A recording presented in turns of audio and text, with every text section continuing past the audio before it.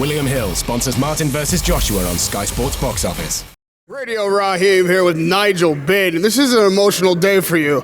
It's a huge thing to watch the next generation of fighter. Dimples, man. I wish I had some of that. I wish I had some of those rock fists of yours. Yeah, all right. So we'll call it even. Okay, buddy. You've seen your son now graduate into that step into being a professional fighter, being represented by Matchroom, which is huge. Yeah. I mean, talk to me about the moment when you realized that your son just may try to fill your shoes.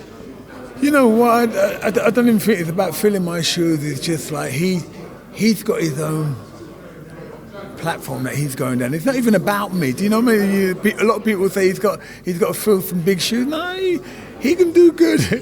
I'm not even worried about that. I don't even put him in the same context. I don't even think about that. Well, you know, son, he's going to do it because you know what? He's me. I mean, if I look at where I was at 19 and where he is at 19, I'll put me here and I'll put him here. I just know. I'm telling you, I was thinking to myself, what would it be like if I was fighting him at 19? Because he can have a fight, he can. He really can, he really can. I'm talking about like not too long ago, before he came a year ago, we were sparring. I mean, I tried to knock him out. I've got it on my video and he just gave it back to me.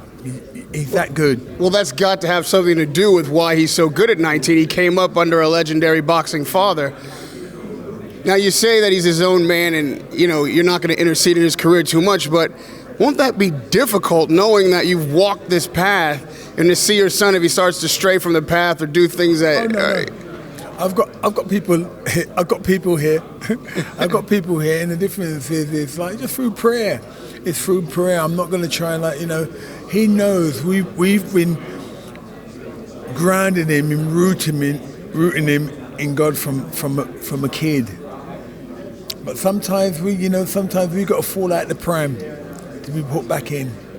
You know, so sometimes it's, you know, he knows his mum. All his mum is like, you know what, regardless of everything else, he knows that his fight money he's got to give to his mum so she can invest it.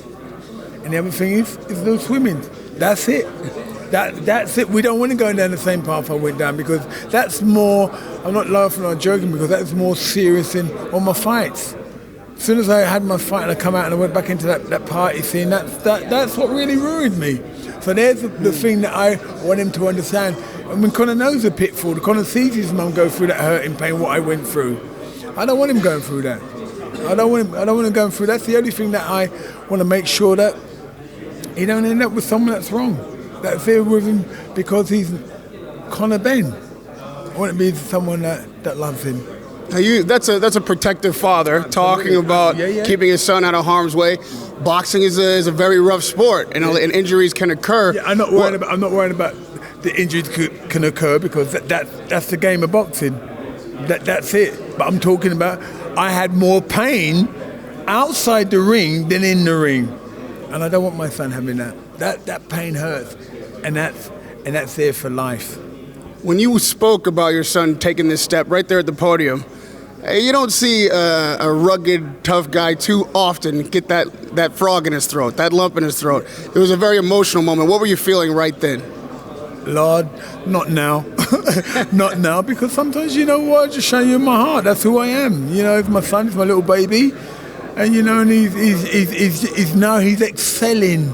He's going to excel. And I think, wow. I remember when I was feeding him, man, and riding you around the park, and now you're following your dad's footsteps, you're going to be world champion. I know that, 100% sure of that. I'm like, wow. That's all I can say. It's just I'm just excited for my son's journey. And yeah, you know, I'm glad Mum ain't here because we were both crying on each other's shoulder, you know, we're both bad when it comes to Conor. But I'm just really excited for him. You mentioned that he's going to be world champion. Yeah, well, William Hill agrees with you. They've even laid odds to that fact. Yeah, but they're going back like 9 years. What are you talking about? He's saying by 2025 it's 5-1 he'll be a champion. I'm looking at 4 years. I want him out of the game by the time he's 30. I want to be a multi-millionaire out of the game. So you're taking the under? I'm taking, I'm not 20, 25 years, yeah. He ain't going to be doing that. I guarantee you within 3 or 4 years, you can hear it first. In 3 or 4 years, he's going to be world champion. By the time he's 22, 23, he's going to be world champion. I know my son. I'm going to tell him that. about 9 years. He's an old man to be with a walking stick. No. 4 years, he's going to be world champion, mate. I'm going to push him in there, get him in there. Eh? That's my son. Now, you're not the only boxing legend in this country with a son in the ring now. Yeah. Obviously, just like your son will be compared to you, your career and your son's career are going to be compared to Chris Eubank and his son's career. Do you seriously see a time when you and Chris Eubank Sr., or English as he's called now, will clash again? Listen, we've been talking about this for the last 3 or 4 years, and I just call him a numpty, really, because we could have this fight sorted, signed, sealed, and delivered a long time ago. And the difference is, when I say that I'm more fitter now than when I was fighting, believe me, I'm more fitter now. I've got no stress, got no worries.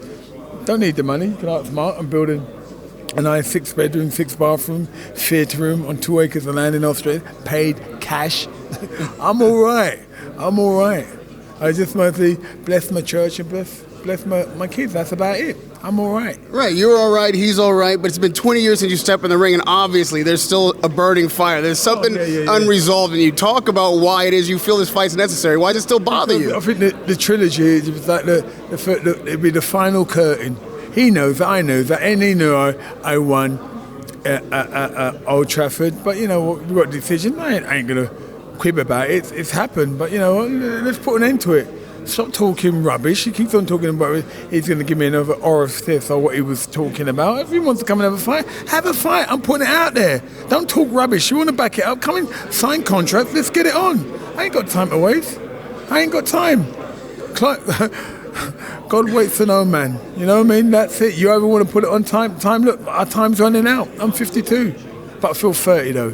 And you're ready. I'm ready. Nigel Benn, still calling out fighters, still ready to step through those ropes. Now you've got yourself. No. I want none of it. All I got is dimples, man. This ain't gonna help me. That's good, man.